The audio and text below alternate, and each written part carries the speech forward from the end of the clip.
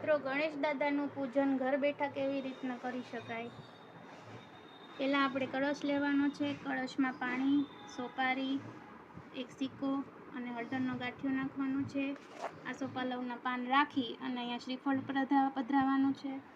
પછી સામગ્રીમાં આપણે અખંડ દીવો રાખવાનો છે. ચાંદલા માટે કંકુ, રીધી સીધી રાખવાના છે સિક્કા ઉપર. જનોઈ માટે આપણે સૂતરની દડી રાખવાની છે અને ધૂપ દીવા અને સિંદૂર ચાંદલા કરવા માટે. આવી રીતના અબીલ ગુલાલ અને કંકુ રાખવાના છે, જે આપણે ભગવાનને મેકઅપ કરવા માટે. ભગવાનને ભોગ લગાવવા માટે ડ્રાયફ્રૂટ છે, લાડુ ધરવાના છે, પંચામૃત છે અને મુખવાસ માટે તજ, લવિંગ અને એલચી રાખવાની છે. હવે ગણેશ દાદાને બાજોટ ઉપર ચોખા પધરાવી, પહેલાં લાલ કપડું પધરાવી પછી ઉપર ચોખા રાખી અને દાદાની મૂર્તિ મૂકવાની છે બાપાની.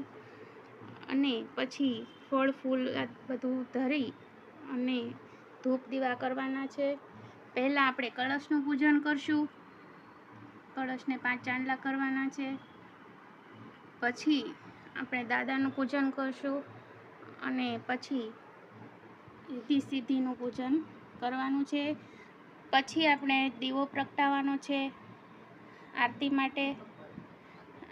આ અખંડ દીવો છે. દીવો પ્રગટાવ્યા પછી, આરતી કર્યા પછી આપણે ક્ષમા યાચના કરી અને બાપાની પૂજા કરવાની છે. ઘર બેઠા જો આપણે આવી રીતના ભગવાનની પધરામણી કરી શકીએ છીએ.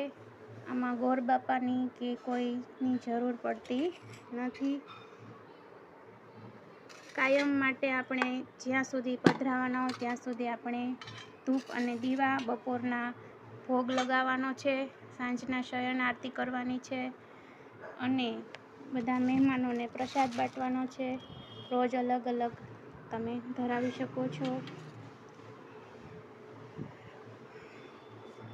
Thank you. Happy Ganesh Chaturthi.